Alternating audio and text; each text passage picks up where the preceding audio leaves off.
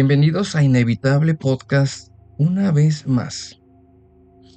En esta ocasión traemos para ustedes un relato, siempre lo digo, pero bastante interesante. Tenemos experiencias de conductores de plataforma, de conductores de taxis, de gente que trabaja de noche o que por su trabajo tiene que regresar bastante de madrugada a su casa. Bueno, hoy traemos tres experiencias, tres eventos en la vida de un paramédico, que si bien no necesariamente tienen que trabajar únicamente de noche, un par de esos eventos sí lo fueron. Comencemos. Mi nombre es Raúl. Llevo más de 10 años trabajando como paramédico. He visto bastante cosas en mi década de servicios, cosas que han sido bastante fuertes y que harían sentir mal a muchas personas que no han tenido ese roce con las lesiones o con, ya saben, la pérdida de la vida, el líquido vital, el dolor. Se vuelve todo esto parte de tu rutina. Te vuelves eficiente, te vuelves lógico, frío, pragmático. Tratas de no hacer caso a lo que estás sintiendo, únicamente a lo que estás pensando. Tienes un protocolo para todo y es a él al que debes de sujetarte, porque si no, la cabeza te gana y ahí estás perdido. Ahí pierdes la capacidad de reacción. Aunque tenemos un sistema eficiente para resolver prácticamente cualquier situación, hay cosas que no pueden encajar en ninguna de ellas. Y no me refiero a la negligencia, sino a lo que ocurre cuando el corazón se detiene, cuando el alma, o lo que sea que nos anima, decide no seguir el camino que le dicta la vida. Les contaré tres de esas historias. Dos son para que entiendan el tipo de campo en el que trabajamos. Pero amigos, la tercera, bueno, la tercera es la que me enseñó que hay cosas que simplemente no podemos salvar, que simplemente escapan de toda explicación lógica, de todo entendimiento práctico. Hay historias, acontecimientos que te marcan para toda la vida, dado que son eventos inexplicables y que mezclan el terror, el miedo y una pizca de tristeza. Mi primer relato lo titulo como La llamada de la cabaña. Esto ocurrió en mi segundo año como paramédico. Fue una llamada en las afueras de la ciudad. Para evitar cualquier situación en que me ubique y pueda de una manera u otra hacer que den conmigo, evitaré decir de qué ciudad soy. O sea, soy originario de México, pero no diré de qué ciudad. Esto porque tengo conocidos en prácticamente toda el área metropolitana de la ciudad, así que preferiré, mejor, no decir de qué parte. Era una cabaña aislada. Un hombre de unos 50 años con una aparente crisis asmática severa. La llegada fue tensa. Estaba lloviendo y el camino era terrible. El lodazal había formado un barro que no nos permitió llegar de manera ágil y rápida. Cuando al fin pudimos llegar, entramos. La escena era extraña. El hombre estaba sentado en un sillón, con la cara congestionada. Jadeaba, lo recuerdo bien. Había una revista que lo más seguro es que estaba leyendo y la tenía sobre los pies como si la hubiera soltado. Su esposa estaba bastante tranquila, sentada a su lado. Ella estaba tejiendo. Le pregunté si había tomado algo. Tenía antecedentes. Ella ni siquiera levantó la cabeza. Su vista la mantuvo aterrizada en el gancho y los hilos con los que tejía. Solamente me dijo que padecía de asma y que había consumido salbutamol, pero al parecer no le había hecho efecto. Lleva así toda la noche. Le dije que era inútil. El aire ya no es para él. Era bien inquietante. Ella no dejaba de tejer. Es como si no le importara o como si fuera algo ya cotidiano para ella. Es como si estuviera esperando el momento en que él quizás partiera. Empezamos a administrarle oxígeno, a preparar una nebulización. Mientras lo movíamos para la camilla, el hombre me agarró el brazo con una fuerza increíble. Sus ojos empezaban a verse rojos. Me miraron con una súplica silenciosa. Se notaba la mirada desesperada. Y entonces lo escuché. Fue bastante claro. En el silencio de la cabaña, mientras su esposa seguía en lo suyo, sentada a su lado. No era la respiración del hombre. Era un sonido hueco. Era un respiro que venía de la esquina oscura del techo. Tuve que realizar una maniobra y suministrar un par de medicamentos. El hombre volvió a respirar y pudimos ingresarlo a la ambulancia. Pudimos llevarlo para prestarle atención médica.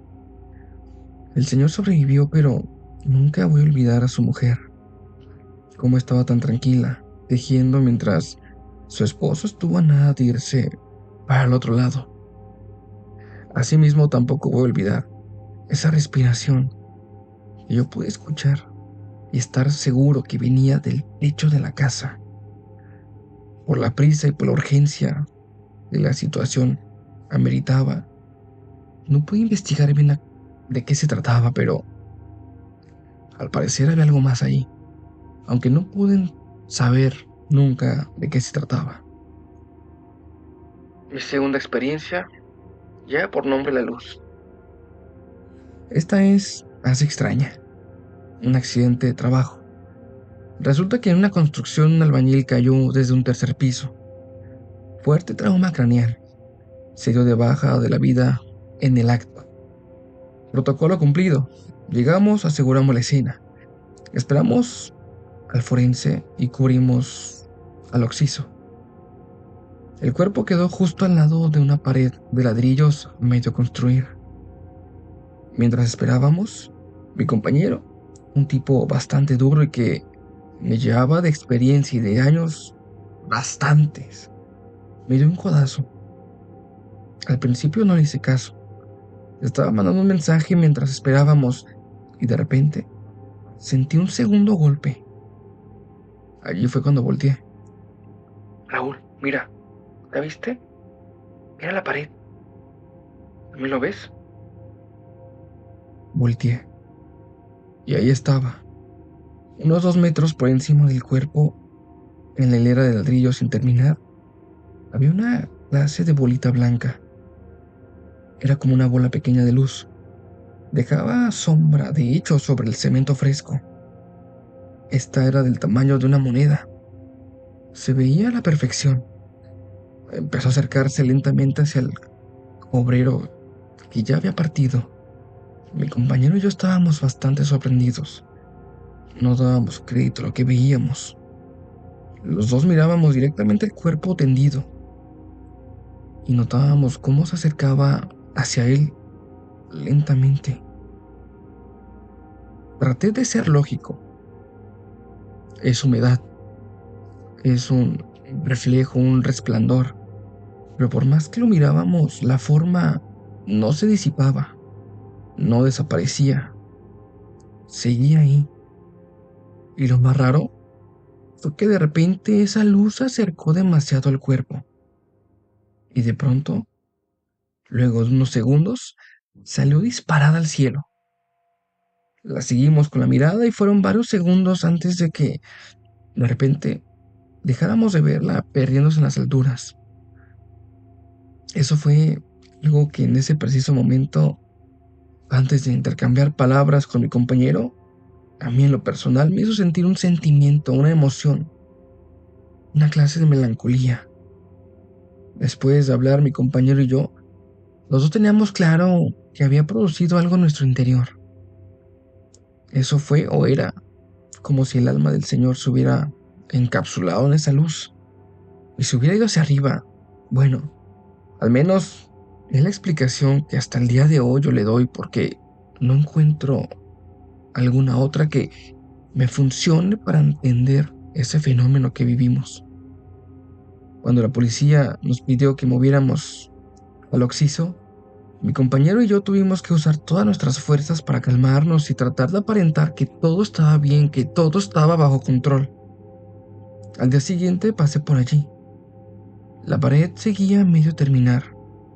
Había unas cintas que evitaban el paso, y el recuerdo de esa extraña luz me volvió al cuerpo y me hizo sentir extraño.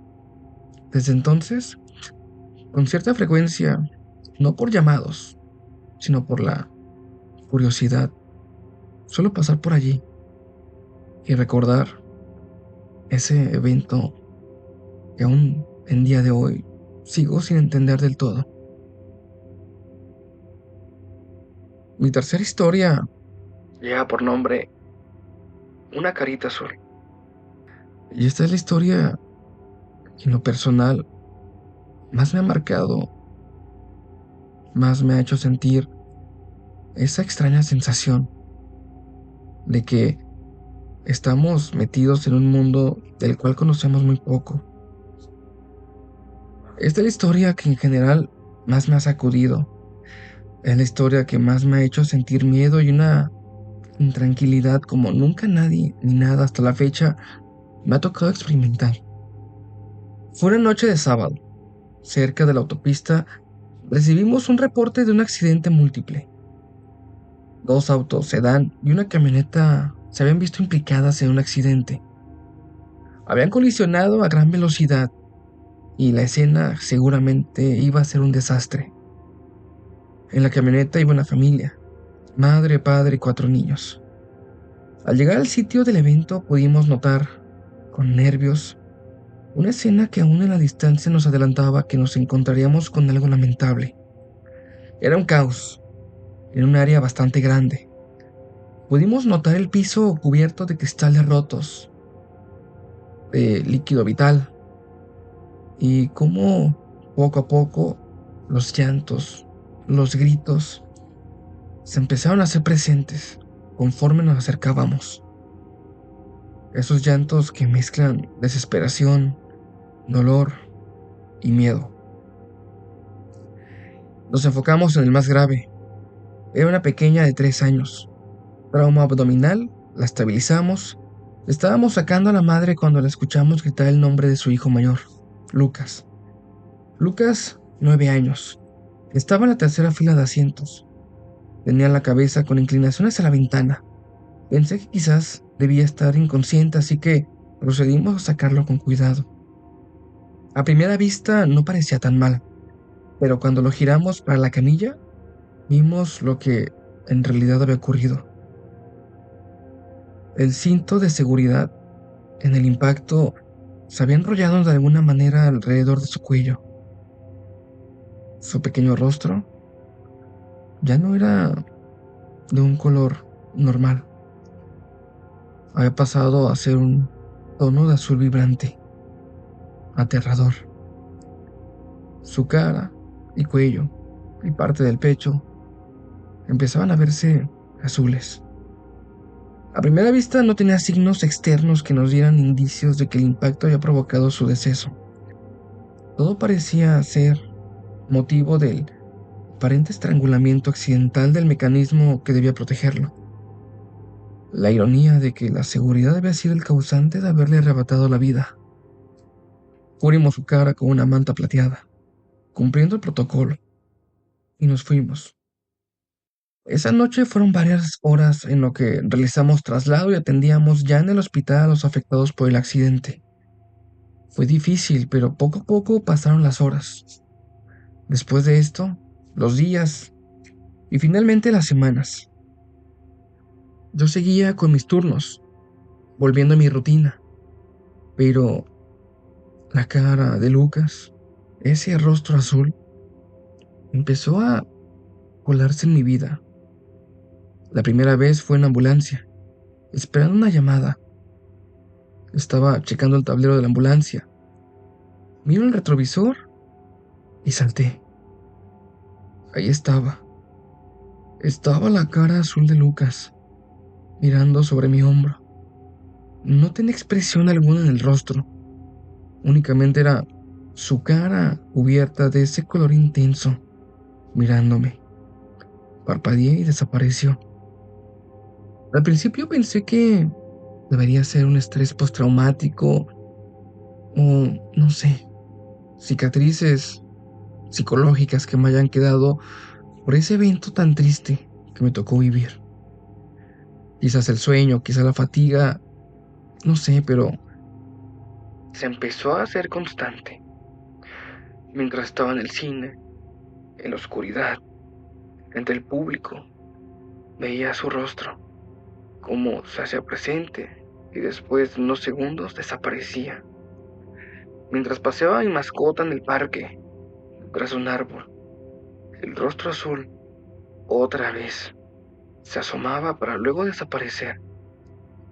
Incluso mientras estaba en la cocina, haciendo café, se materializaba en el aire, a la altura de mis ojos, inmutable, paciente, azul, con ese rostro ya grabado en mi memoria, ahí presente. No me hablaba, no me tocaba, pero estaba ahí.